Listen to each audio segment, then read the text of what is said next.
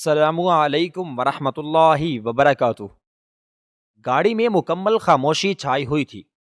وہ قبرستان سے گھر کی طرف گامزن تھی، اس کا دل بہت اداس تھا۔ اس نے کبھی نہیں سوچا تھا کہ وہ بھری دنیا میں تنہا رہ جائے گی۔ اس کے پاس کوئی رشتہ نہیں بچے گا۔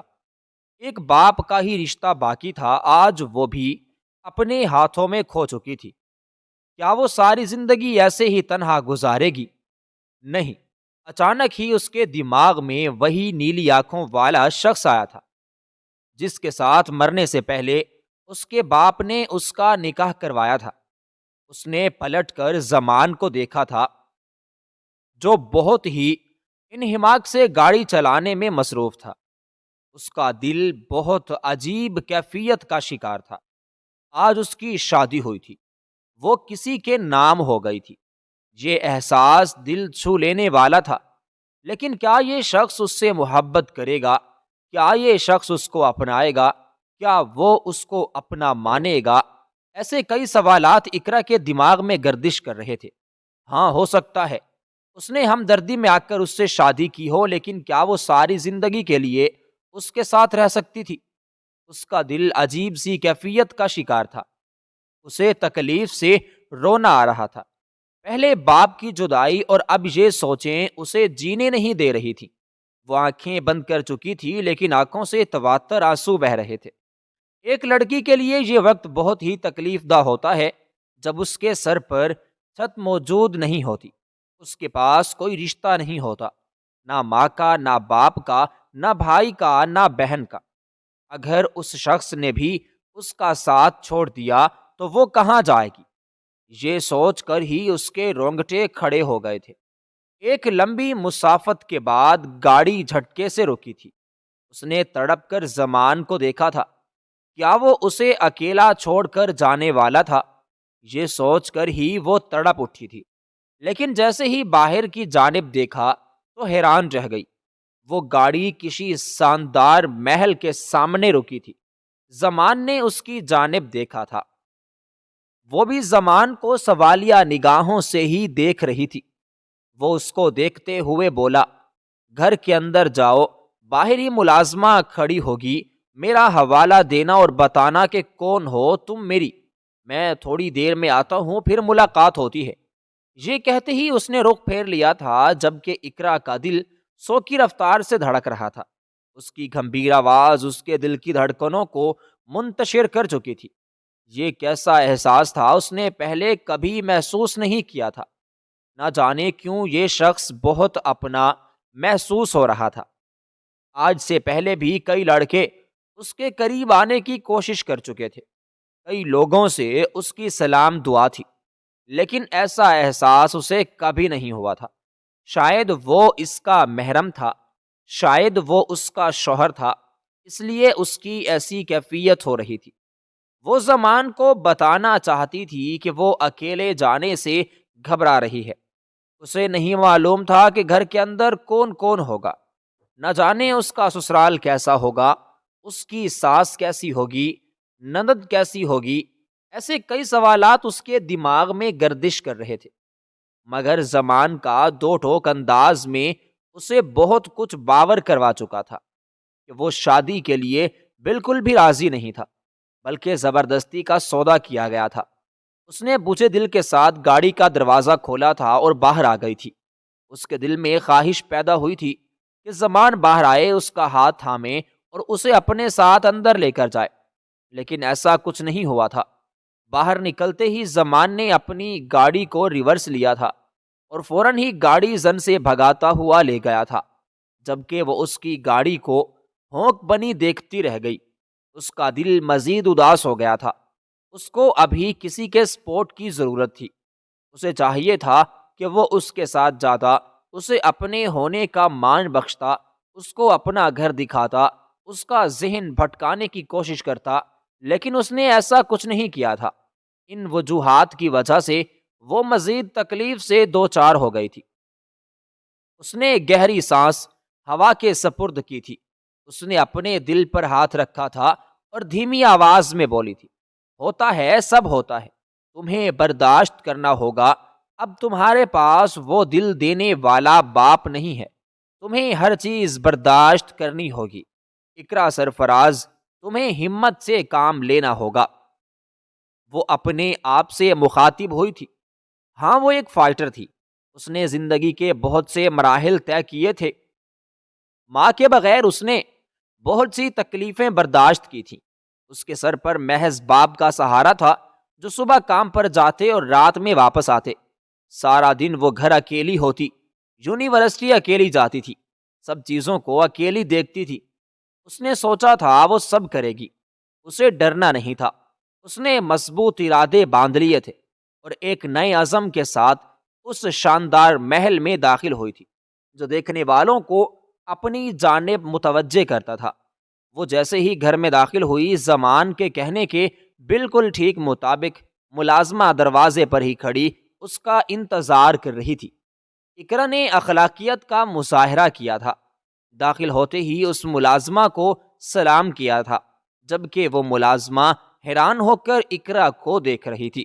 زمان نے پہلے ہی تمام ملازمین کو اس بات کی اطلاع دے دی تھی کہ تھوڑی دیر بعد ایک لڑکی آئے گی جو میری بیوی ہوگی، اس کا بہت خیال رکھنا ہے، اس کو اس کے برابر والے کمرے میں ٹھہرا دینا ہے۔ وہ لوگ یہی سمجھے تھے کہ زمان جس طرح خود سر طبیعت کا انسان ہے، اس کی بیوی بھی ایسی ہی ہوگی، لیکن ایک لڑکی جو اس گھر کی مالکن تھی، وہ اس کو سلام کر رہی تھی۔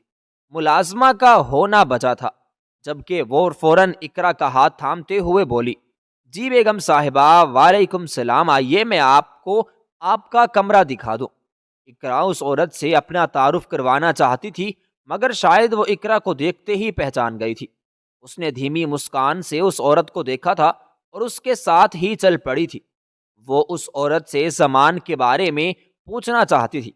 وہ چاہتی تھی کہ اسے معلوم ہو اس کے سسرال میں کون کون ہے، لیکن پہلی بار کی ملاقات میں وہ جلدی سے اس عورت کے ساتھ گھل مل نہیں پائی تھی، اور ابھی اس کا فی الحال کسی سے بھی بات کرنے کا دل نہیں چاہ رہا تھا۔ وہ چاہتی تھی بس وہ خاموش رہے۔ وہ عورت زمان کے برابر والے کمرے میں جانے کا اشارہ کر چکی تھی۔ ایک پل کے لیے اقرا سرفراز کو خوف محسوس ہوا تھا، نہ جانے کیوں اسے اتنے بڑے سنسان محل سے ڈر لگ رہا تھا، لیکن وہ مجبور تھی، اسے یہیں رہنا تھا اور یہیں کی عادت ڈالنی تھی۔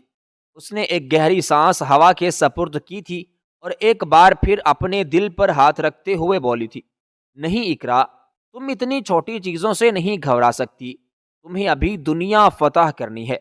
وہ اپنے آپ کو ہی حوصلہ دے کر کمرے میں داخل ہو گئی تھی۔ کمرہ بہت ہی خوبصورت طرز پر بنا ہوا تھا، گرے اور وائٹ کلر کمبینیشن تھا۔ اسے کمرہ دل سے پسند آیا تھا۔ وہ چلتی ہوئی مسہری پر بیٹھ گئی اور ایک غیر مرئی نقطے کو گھورنے لگی تھی۔ ماضی کے پل اس کی آنکھوں کے سامنے لہرانے لگے تھے، آنکھوں سے آنسو تواتر بہ رہے تھے، ہاتھ ہولے ہولے کانپے جا رہے تھے، دل بے حد اداس تھا۔ وہ لفظوں میں بیان نہیں کر سکتی تھی کہ وہ ابھی کس کیفیت کا شکار تھی۔ آج اتوار کا دن تھا، گھر میں عجیب ہی رونق برپا تھی۔ اس کے بابا جب گھر ہوتے تھے تو دونوں باپ بیٹی مل کر کھانا تیار کرتے تھے۔ اس کے بابا صبح ہی بیدار ہو گئے تھے اور اقرا کو آواز لگا رہے تھے کہ جاگ جاؤ لاڈیو پری، کب تک سونا ہے، جبکہ وہ نیند میں ہی مسکرائی تھی۔ اس کے باپ نے کبھی بھی اس پر یہ ظاہر نہیں کیا تھا کہ تم مجھ پر بوجھ ہو، کاش میرا بیٹا ہوتا، بلکہ وہ ہمیشہ اقرا کو کہتے تھے، تم میری شہزادی ہو جو میرے دل پر راج کرتی ہے، میرے گھر کا سکون ہو، میرے گھر کی رحمت ہو، تمہارے ہونے سے گھر میں روشنی ہے، اگر تم چلی گئی تو میرا گھر سنسان ہو جائے گا۔ اقرا اپنے باپ کی باتیں سن کر مسکرا دیا کرتی تھی۔ ایک بار پھر ذوالفقار صاحب کی آواز پر اس نے انگڑائی لی تھی اور فوراً ہی باتھ روم میں گھس گئی تھی۔ تھوڑی دیر بعد وہ تیار ہو کر باہر آئی تھی۔ اس پر شروع سے ہی گلابی رنگ سوٹ کرتا تھا، ابھی بھی وہ گلابی لباس میں موجود چاند کا ٹکڑا لگ رہی تھی۔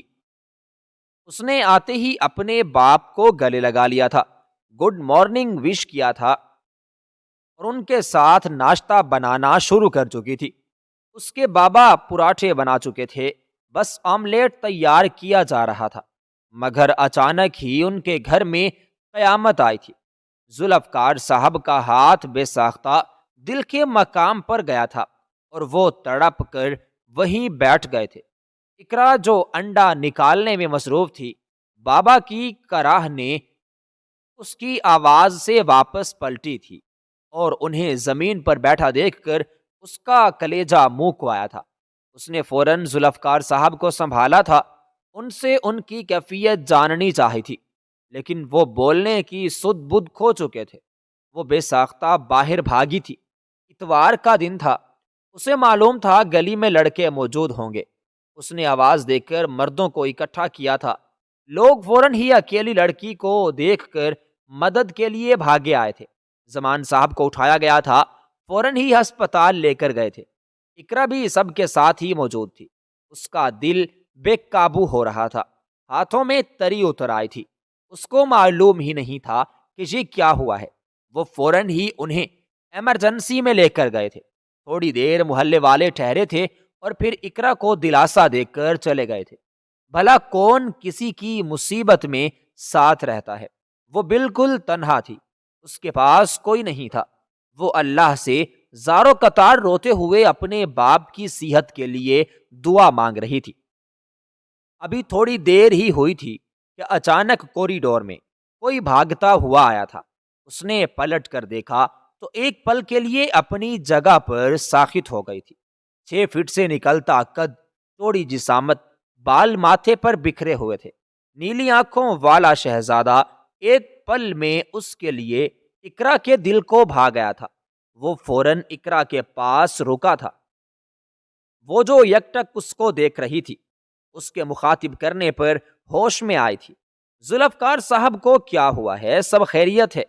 وہ یکدم اپنی جگہ سے کھڑی ہوئی تھی اور اس اجنبی کو دیکھتے ہوئے بولی، بابا کی طبیعت بہت خراب ہے، ڈاکٹرز کہہ رہے ہیں کہ سیریس کنڈیشن ہے، ہمیں جلد سے جلد آپریشن کرنا ہوگا، لیکن میرے پاس کچھ نہیں ہے، میں کیا کروں؟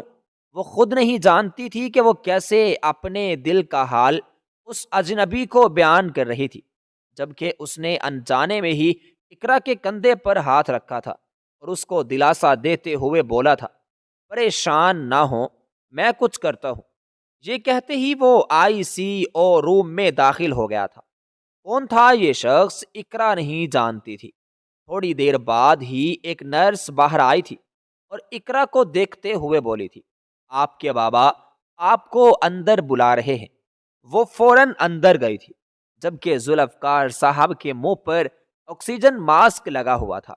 وہ ان کے قریب گئی تو ذوالفقار صاحب نے اس کا ہاتھ پکڑ کر اس اجنبی کے ہاتھ میں تھما دیا تھا اور اس نیلی آنکھوں والے شخص کو دیکھتے ہوئے بولے تھے، میں جانتا ہوں زمان تمہارے مجھ پر بہت احسانات ہیں، بس یہ آخری احسان میری ذات پر کر دو، میری بیٹی سے نکاح کر لو، اور تم سے گزارش ہے اس کو کبھی دکھ نہ دینا۔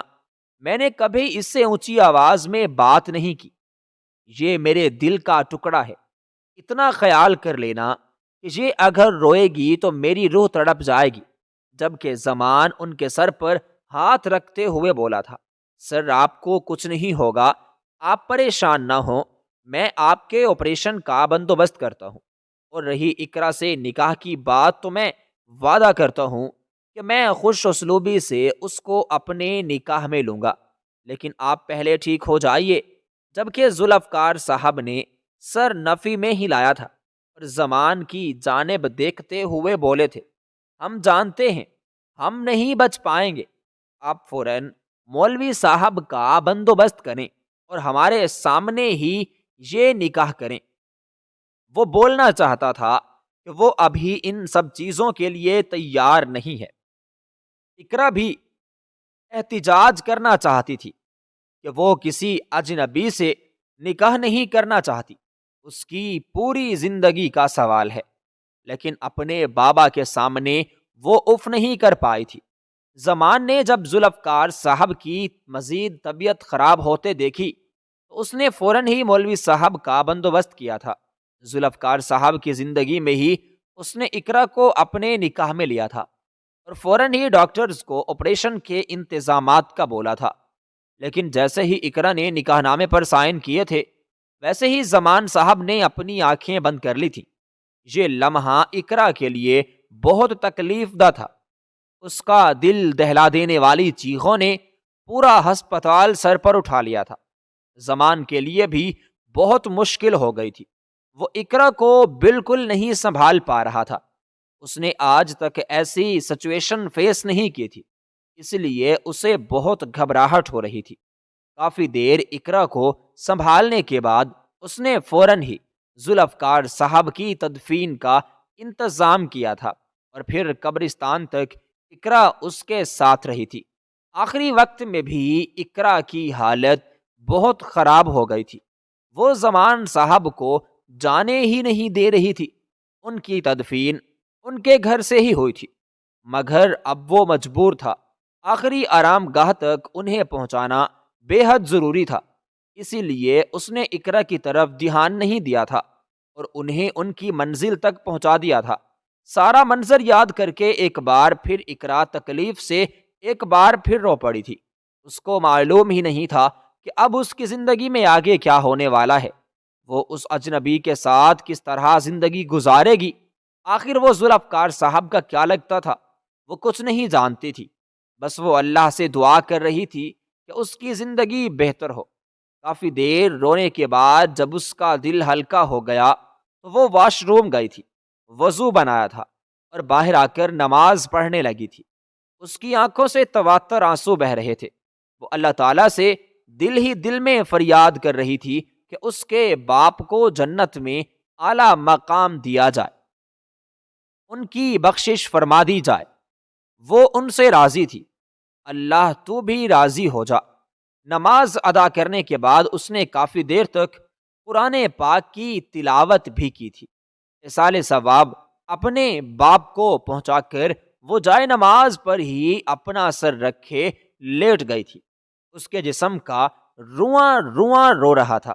واقعی ایک بیٹی کے لیے یہ لمحہ بہت اذیت ناک ہوتا ہے، کاش بیٹیوں کے باپ کبھی ان سے جدا ہی نہ ہوتے۔ یہ سوچتے ہی وہ ایک بار پھر تکلیف سے رو پڑی تھی۔ وقت کا پہیہ گھومتا جا رہا تھا، وہ لیٹی لیٹی کب سوئی اسے کچھ علم نہیں ہوا تھا۔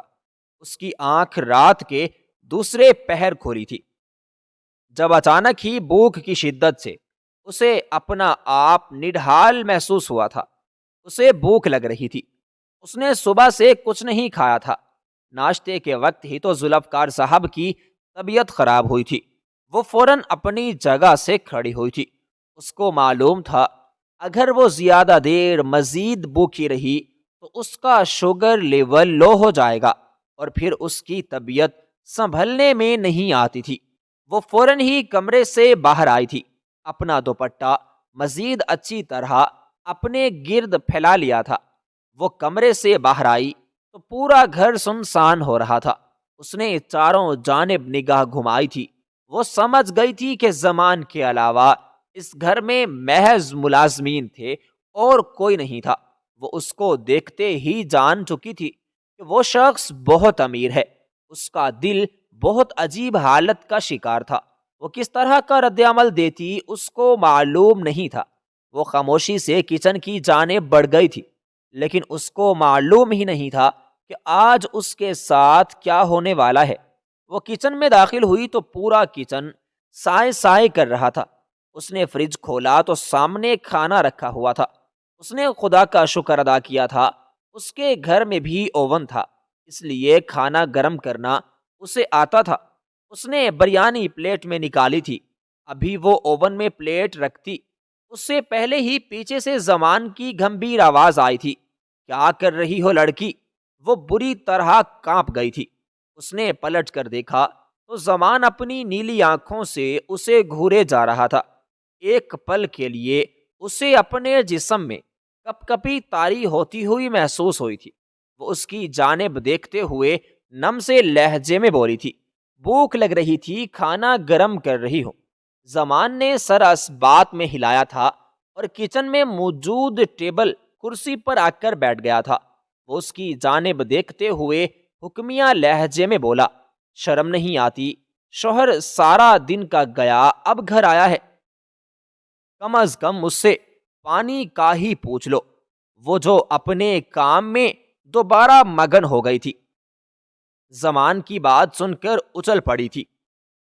اس نے پلٹ کر دیکھا تو اس کی نگاہیں اس پر ہی مرکوز تھیں۔ اس کے چہرے پر ڈھونڈنے سے بھی کوئی تاثرات اسے نظر نہیں آئے تھے۔ اس نے سر کو ہلکی جنبش دی تھی اور کھانا وہیں شلف پر رکھے اس کے لیے پانی نکالنے لگی تھی، جبکہ زمان ایک بار پھر بولا، اب پانی کیا دے رہی ہو، چلو چائے ہی بنا دو اور میرے لیے بھی کھانا گرم کر دو، تمہارے چکر میں صبح سے بھوکا ہوں۔ 2 دفعہ گھر آیا تھا لیکن آپ میڈم سو رہی تھی، اس لیے مجھے بھی مجبوراً بھوکا رہنا پڑا۔ جبکہ اقرا غش کھانے کے در پر تھی۔ وہ جس انداز میں اقرا سے بات کر رہا تھا، ایسا محسوس ہوتا تھا جیسے ان دونوں کے درمیان بہت پرانا رشتہ ہو۔ وہ خاموش ہو گئی تھی۔ اسے سمجھ نہیں آ رہا تھا وہ کس طرح کا رد عمل ظاہر کرے۔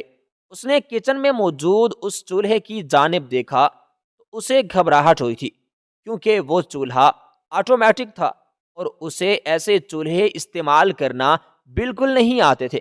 وہ زمان کی جانب دیکھتے ہوئے بولی، مجھے یہ چولہا استعمال کرنا نہیں آتا، میں چائے نہیں بنا سکتی۔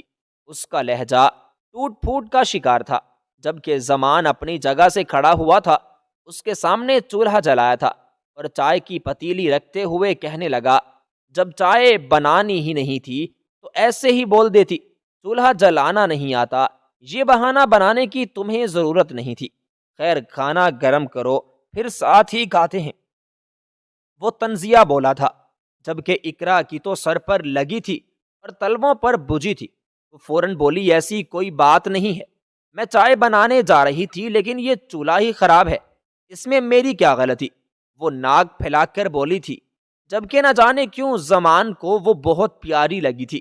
اس نے اقرا پر سے نگاہیں ہٹائی تھیں اور ایک بار پھر بولا تھا، مجھ سے بحث نہ کرو، مجھے بحث کرنے والی لڑکیاں بالکل پسند نہیں ہیں، خاموشی سے کھانا گرم کرو، پھر ساتھ کھاتے ہیں۔ جبکہ اقرا کو اب غصہ آ رہا تھا۔ وہ بچپن سے ہی لاڈ اور پیار کی عادی تھی۔ اس کے باپ نے ہمیشہ اس سے محبت سے بات کی تھی اور یہ شخص اسے حکم پر حکم دے رہا تھا۔ وہ غصے سے بولی، میں صرف اور صرف اپنے لیے کھانا گرم کروں گی کیونکہ مجھے بھوک لگی ہے۔ اگر آپ کو کھانا کھانا ہے تو اپنے لیے گرم کر لیں، تنگ کرنے کی ضرورت نہیں ہے۔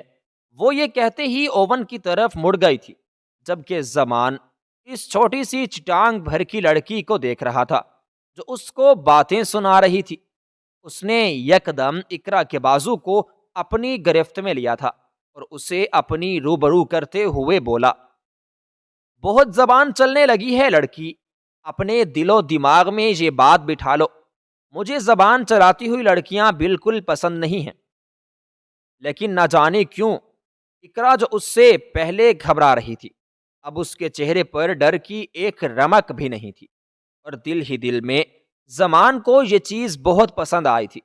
اقرا اس کی آنکھوں میں دیکھتے ہوئے دو بدو بولی تھی، مجھے بھی حکم چلانے والے لڑکے بالکل پسند نہیں ہیں، اپنا کام آپ خود کریں، اگر بیوی مانتے ہیں تو پھر تمیز سے بات کریں، مجھے نہیں پسند کوئی مجھے حکم دے، میرے بابا ہمیشہ مجھ سے پیار سے بات کرتے تھے۔ یہ کہنے کی دیر تھی کہ زمان کی آنکھیں بدلی تھیں۔ وہ جو اس نے اس کا بازو تھام رکھا تھا اچانک ہی اس کی کمر میں ہاتھ ڈالا تھا اور اسے اپنے ساتھ لگاتے ہوئے دل فریب لہجے میں بولا، تو ٹھیک ہے جانے عزیز، ہم بھی آپ سے پیار کر لیتے ہیں، پھر تو آپ ہمارے لیے کھانا گرم کر ہی دیں گی۔ یہ کہتے ہی وہ اس کے لبوں پر جھکنے لگا تھا، جبکہ اقرا بالکل اس کے سہارے تھی۔ وہ بے باک انداز میں اس کے ہونٹوں پر جھکا تھا اور اپنی منمانی کرتے ہوئے دور ہوا تھا، جبکہ اقرا لال گلابی ہو گئی تھی۔ زمان کے ہونٹوں پر بھولی بھٹکی مسکان آئی تھی، جلتے دل پر ٹھنڈی پھوار پڑی تھی۔ وہ فوراً ہی اپنے چائے کی جانب متوجہ ہو گیا تھا، جبکہ وہ تو ایسی ہو گئی تھی جیسے کاٹوں تو بدن میں خون نہیں۔ اس نے بہت مشکل سے اپنے آپ کو سنبھالا تھا اور فوراً کھانے کی طرف متوجہ ہو گئی تھی۔ کھانا کھانے تک بھی اس کے لبوں سے ایک آواز نہیں نکلی تھی۔ وہ گھبرا رہی تھی۔ زمان کا انداز بہت بدلا بدلا تھا۔ جب وہ آیا تھا اس سے یکسر مختلف، کھانا کھاتے ہی وہ فوراً اپنے کمرے میں بند ہو گئی تھی۔ کمرے کے دروازے سے لگ کر اس نے اپنے دل کے مقام پر ہاتھ رکھا تھا، جو پسلیاں توڑ کر باہر آنے تک کی دگو دو میں تھا، جبکہ اس کی تیزی پر پیچھے سے زمان دل کھول کر ہنسا تھا۔ اس کے کہا کی آواز اسے دور تک آئی تھی۔ وقت کا پہیہ گھومتا جا رہا تھا۔ اقرا کو اس گھر میں آئے تقریباً ایک ہفتے کا وقت گزر گیا تھا۔ اس رات کے بعد زمان اپنے کام کے سلسلے میں دوسرے شہر چلا گیا تھا اور اس بات کی اطلاع ملازمہ نے اسے دے دی تھی۔ آج اتوار کا دن تھا، اس کی واپسی تھی اور یہ بات ملازماؤں کو معلوم تھی، جو اقرا تک پہنچا دی گئی تھی۔ نہ جانے کیوں وہ بھی اس رات کے بعد اس کا انتظار کرنے لگی تھی۔ شاید اس کے لیے اس کا انداز بدل رہا تھا۔ پہلی رات ہی اس نے اس کے دل پر ایک گہری چھاپ چھوڑی تھی۔ بے شک مرد کا تھوڑا سا جھک جانا عورت کے لیے بہت ہوتا ہے۔ وہ عجیب کشمکش میں تھی۔ کیا اسے زمان کے لیے تیار ہونا چاہیے تھا؟ وہ پورے ایک ہفتے بعد آ رہا تھا۔ آخر کو اس کا شوہر تھا، اس کے لیے تھوڑی بہت تیاری بنتی تھی، لیکن وہ اپنے دل کو سمجھا نہیں پا رہی تھی، جو مسلسل نفی کر رہا تھا۔ تھوڑی دیر مزید گزری تھی کہ وہی ملازمہ کمرے میں داخل ہوئی تھی جس سے اقرا کی پہلے دن ملاقات ہوئی تھی۔ نہ جانے اقرا کے دل میں کیا سمائی، وہ اپنی جگہ سے اٹھی تھی۔ ملازمہ اس کے لیے کھانا لے کر آئی تھی۔ اس رات کے بعد اگلی صبح زمان سب پر سختی کر کے گیا تھا کہ اس کی غیر موجودگی میں اس کی بیوی کو ہر وقت کا کھانا ٹائم پر دینا ہے۔ اگر کسی نے بھی کوتاہی کی تو سب کو نوکری سے فارغ کر دے گا۔ اگر اقرا بعض اوقات کھانے سے منع بھی کر دیتی تھی تو سب اس کے سر پر سوار ہو جاتے تھے، کیونکہ سب کو ہی اپنی نوکری عزیز تھی۔ اس نے اس ملازمہ کا ہاتھ تھام لیا تھا اور اس کو موسہری پر بٹھاتے ہوئے بولی تھی، آپ مجھے ایک بات بتائیں گی؟ وہ پرجوش ہوئی تھی، جبکہ ملازمہ جو اس کے موسہری پر بٹھانے پر گھبرا رہی تھی۔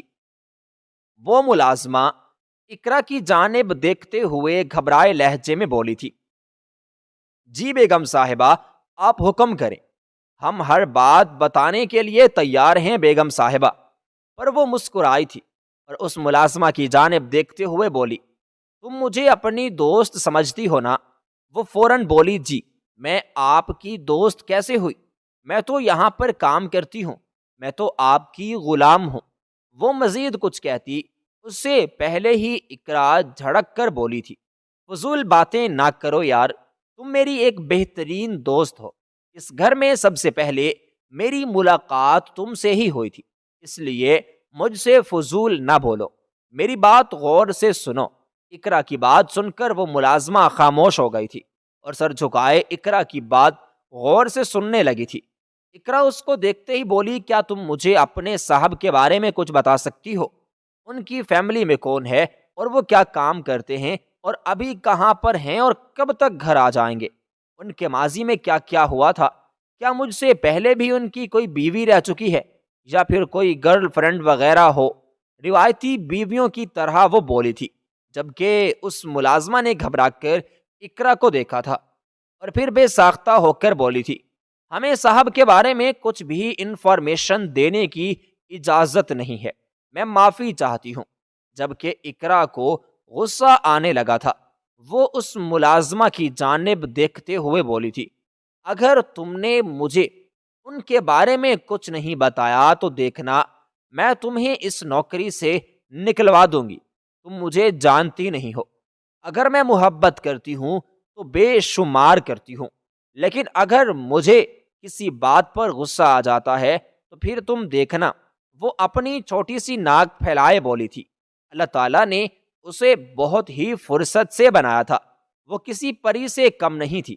ہاں، اس کے پاس نیلی آنکھیں نہیں تھیں، جس کی وجہ سے وہ بہت اداس ہوئی تھی اور 2 دن تک اس بات کا سوگ بھی منایا تھا۔ وہ ملازمہ مزید گھبرا گئی تھی، لیکن اقرا کے زور دینے پر اس نے بولنا شروع کیا۔ اس کا لہجہ لڑکھڑاہٹ کا شکار تھا، لیکن اقرا بالکل بھی اسے چھوڑنے والی نہیں تھی۔ اس نے اقرا کو ایک نگاہ دیکھا تھا اور بولنا شروع کیا تھا۔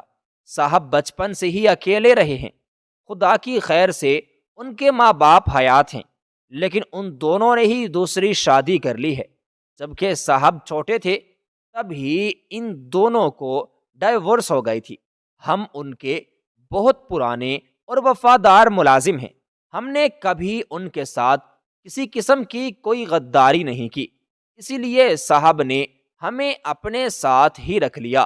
وہ اپنی دادی ماں کے ساتھ رہتے تھے، کچھ عرصہ پہلے ہی ان کا انتقال ہوا ہے، اس لیے اب وہ اس عالی شان بنگلے میں اکیلے ہیں۔ لیکن آپ کے آ جانے کی وجہ سے اب اس عالی شان بنگلے میں دوبارہ سے رونق ہو گئی ہے۔ جب سے ان کی دادی ماں کا انتقال ہوا ہے، وہ اپنے آپ کو بہت اکیلا محسوس کرتے ہیں۔ ماں کی بے وفائی اور باپ کی دغا نے انہیں بالکل توڑ دیا ہے۔ وہ بالکل اکیلے اکیلے رہتے ہیں، نہ ان کا کوئی دوست ہے نہ ہی کوئی دشمن۔ ان کا ایک آفس ہے جہاں پر وہ کام کرتے ہیں، صبح جاتے ہیں شام کو آ جاتے ہیں۔ فی الحال ان کی ڈیل ایک باہر ممالک سے چل رہی ہے، اس لیے دوسرے ملک گئے ہوئے ہیں، مگر رات تک ان کی واپسی ہے۔ وہ ملازمہ بول کر خاموش ہو گئی تھی، جبکہ یہ باتیں سن کر اقرا کو دل سے برا لگا تھا۔ وہ شخص اپنی تکلیف کبھی بھی عیاں نہیں کرتا تھا۔ اس رات بھی اس نے اقرا کو اپنے دل کا حال بیان نہیں کیا تھا، اور وہ رو رو کر اپنا حال برا کر چکی تھی۔ اس بیچارے نے تو ساری زندگی یہی تکلیفیں برداشت کی تھیں۔ وہ دل ہی دل میں اپنے ارادے مضبوط کرنے لگی تھی۔ وہ ملازمہ اسے دیکھتے ہوئے اچانک ہی مختلف سے لہجے میں بولی، آپ کو معلوم ہے اس رات جب آپ دونوں کچن میں تھے؟ تمام تر ملازمین حیران تھے۔ کئی سالوں بعد صاحب کا کہا اس عالی شان بنگلے میں گونجا تھا۔ صاحب تو مسکرانا تک بھول گئے ہیں، ہمیں یاد ہی نہیں پڑتا کہ صاحب آخری بار کب مسکرائے تھے۔ ہم سب تو یہی سمجھے تھے کہ صاحب کی زندگی اب تبدیل ہونے والی ہے۔ بیگم صاحبہ، آپ سے گزارش ہے، ہمارے صاحب بہت اچھے انسان ہیں، غریبوں کی مدد کرتے ہیں، ہر بے سہارا کا سہارا بنتے ہیں۔ کتنے NGO ان کی بدولت چل رہے ہیں، اور کبھی انہوں نے ایسی باتیں سامنے آنے نہیں دی، مگر کسی نہ کسی ذریعے سے ہم سب کو پتہ چل ہی جاتا ہے۔ میں آپ سے گزارش کرتی ہوں، ہمارے صاحب کا خیال رکھیں، انہیں زندگی کی طرف لے آئیے، وہ بہت ہی اداس رہتے ہیں۔ اگر آپ ان کی زندگی میں شامل ہو جائیں گی تو وہ اپنا دکھ بھول جائیں گے۔ جبکہ اقرا گہری سوچ میں مبتلا ہو گئی تھی۔ کافی دیر تک وہ ملازمہ بیٹھی زمان کے بارے میں ہی باتیں کر رہی تھی، اور پھر کمرے سے بھی چلی گئی تھی۔ جبکہ ایک اقرا ایک الگ ہی سوچ میں مگن تھی۔ کیا اسے زمان کو قبول کر لینا چاہیے تھا؟ کیا اس کی زندگی میں اس کو شامل ہو جانا چاہیے تھا؟ اور یکدم اس کے دل سے ایک آواز آئی تھی، ہاں، تمہیں اس کی زندگی میں شامل ہو جانا چاہیے۔ وہ تمہارا محرم ہے، تمہارا شوہر ہے، تمہیں اس کی ہر بات پر لبیک کہنا ہے، تمہیں اس کی زندگی بھر کی ساتھی ہو۔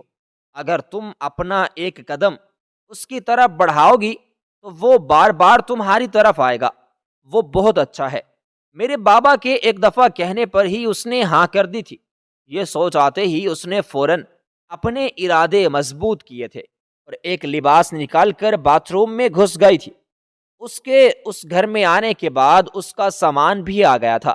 اس نے لال رنگ کی فراق پہنی تھی جو بہت ہی خوبصورت تھی اور اس کی دودیا رنگت پر مزید جچ رہی تھی۔ اس نے اپنے آپ کو ہلکے پھلکے میک اپ میں ڈھال لیا تھا جو اس کی خوبصورتی کو 4 چاند لگا رہا تھا۔ وہ تیار ہو کر لاؤنج میں آ گئی تھی۔ اس کو معلوم تھا تھوڑی دیر بعد زمان آ جائے گا اور وہ اس کو سرپرائز دینا چاہتی تھی۔ اس کے دماغ میں عجیب عجیب طرح کے خیالات آ رہے تھے۔ جو وہ کر رہی تھی کیا وہ درست ہے یا پھر وہ غلط راہ پر چل نکلی تھی، لیکن وہ کوئی بھی مطلب اخذ نہیں کر پائی تھی۔ تھوڑی دیر بعد ہی زمان کی گاڑی پورچ میں رکی تھی۔ اس کا تو دل بھی گھبرانے لگا تھا۔ اس دن کی حرکت کو یاد کرتے ہی اس کی آنکھوں میں تری اتر آئی تھی، مگر اس نے اپنے ارادے مضبوط کیے تھے۔ دروازے کی طرف بڑھی تھی۔ آخر میں اس نے کمرے سے آتے ہی لال رنگ کی لپسٹک بھی اپنے ہونٹوں پر لگائی تھی، اس لیے وہ زیادہ گھبراہٹ کا شکار تھی۔ زمان جیسے ہی اپنے گھر میں داخل ہونے لگا تو ایک پل کے لیے اسے کچھ عجیب سا محسوس ہوا تھا۔ وہ ٹھٹک کر رکا۔ دروازے پر ہی وہ لال رنگ پہنے آسمان سے اتری ہوئی کوئی پری لگ رہی تھی۔ اس کے قدم ڈگمگائے تھے، آنکھوں میں شوق پن آیا تھا، چہرے پر ایک بڑی مسکان آئی تھی۔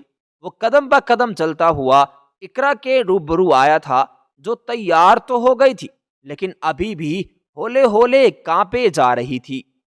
وہ اسے دیکھتے ہوئے شوق لہجے میں بولا، ہم تو میڈم، ارے خطرناک لگتے ہیں آپ کے، کیا میں درست سوچ رہا ہوں؟ اس نے نگاہیں اٹھائی تھیں، یہ قاتلانہ آنکھیں اسے اپنے دل پر وار کرتے ہوئے محسوس ہوئی۔ اقرا کچھ کہتی اس سے پہلے ہی زمان نے اسے اپنی باہوں میں بھرا تھا۔ تمام ملازمین کوارٹر جا چکے تھے، اس لیے گھر میں کوئی بھی موجود نہیں تھا۔ اقرا کا دل اچل کر حلق میں آیا تھا۔ وہ اس کی جانب دیکھتے ہوئے بولا، لگتا ہے آج میڈم اپنے ہونٹوں سے ہی ہمارا قتل کرنے کا ارادہ رکھتی ہیں، کیا میں درست بول رہا ہوں؟ اس کے ہاتھوں میں تری اتر آئی تھی، لبوں پر چپکا فقل لگ گیا تھا۔